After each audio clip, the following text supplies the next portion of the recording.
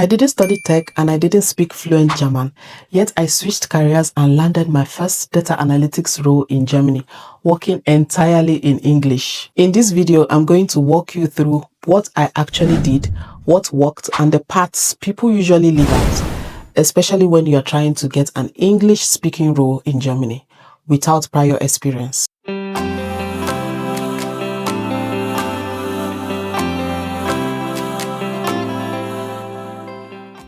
If you're switching careers, job hunting in Germany, or feeling stuck because the system feels confusing, this video will give you clarity.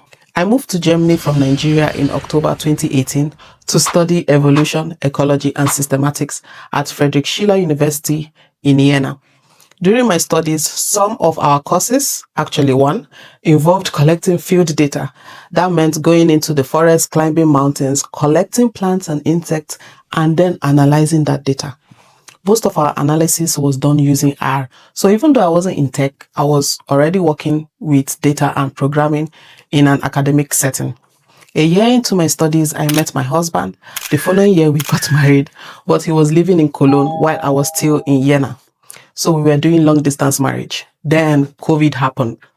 Courses moved online and I was able to relocate to Cologne to be with him and complete the rest of my coursework remotely. Not long after that, I got pregnant with my first son. By 2021, I had my baby and went on maternity leave. And yes, it's possible to go on maternity leave as a student in Germany. So while I was preparing to return to school, I started thinking about my future. Like with a child, I didn't want a career that required constant field work, going into the forest, traveling a lot, and being away from my family. I still wanted to work with data. I just didn't want to collect it physically anymore. And that's when I started looking into data analytics.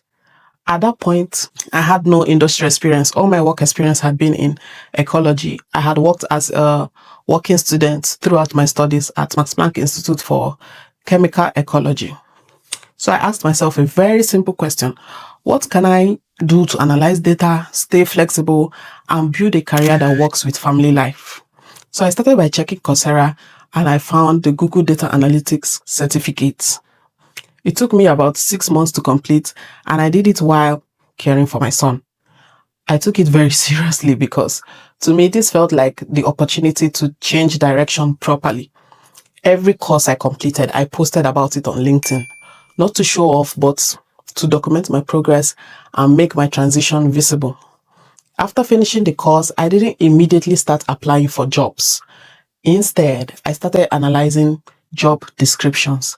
I wanted to understand what companies were actually looking for and what I was missing.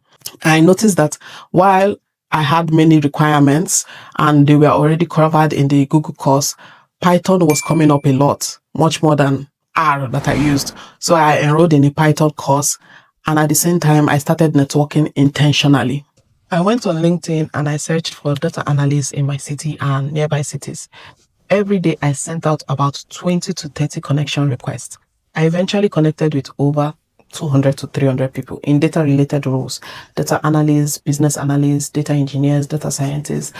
This is something I strongly recommend. Your network doesn't have to be limited to one title. These roles overlap a lot. I also reworked my CV and my LinkedIn profile, but I still didn't apply blindly to job postings. I knew that without experience, my CV would get lost in the pile of applications or hundreds of applications that were coming in. So I focused on working student roles and internships since I was still a student and I needed experience.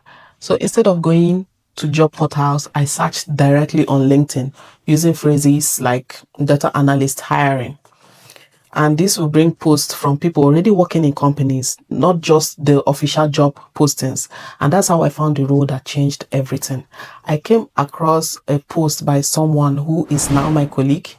She wrote that they were hiring a working student data analyst, and it was exactly what I was looking for. I reached out directly to her. I introduced myself. I explained what I was learning, and I shared my CV with her. Something many people don't know is that in Germany, companies usually offer referral bonuses. So employees actually have an incentive to submit your CV. She reviewed my CV, she liked it, and she submitted it. And then shortly after, HR contacted me. While all of this was happening, I didn't stop learning. I was still taking my Python course, and at the same time, I was working morning shift at Amazon warehouse.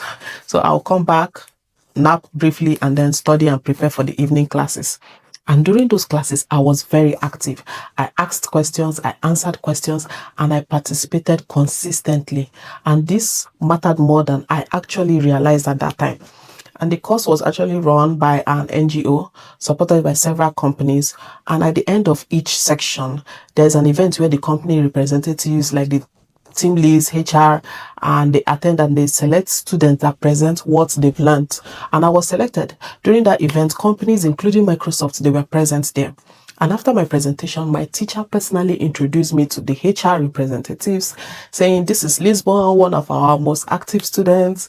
And that visibility was huge because later Microsoft reached out and wrote an article about me and my journey, something I never expected.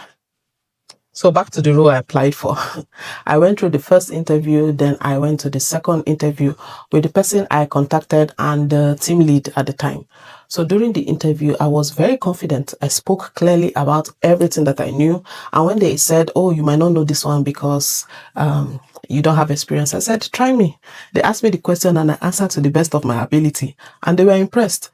And one thing, when I joined the company, the team lead actually told me later that I was one of his proudest hires. And they initially planned to hire one person, but because of how the interview went, they hired two people.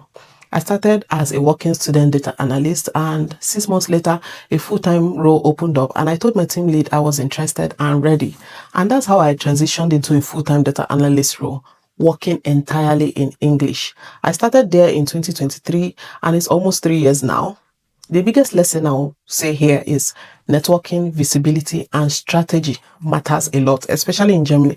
So instead of you sending your CVs into job postings where there are many applications and your own might just disappear, I would say connect with people, be visible, be active. And if you're a student, look for work student roles. If you're not a student, consider internships, volunteering, trainee jobs, NGOs, or job fairs. And when you check for job requirements, don't ignore what you are actually missing. Learn it, build projects, gain knowledge, and it adds to your portfolio. It never hurts. This was my part. I hope it gives you clarity on what you might be missing and what you can improve and what you can do differently. If this has helped you, feel free to like the video, share it, or even leave a comment with your challenges, and I'll create a follow-up video to answer them. Thanks for watching. Bye.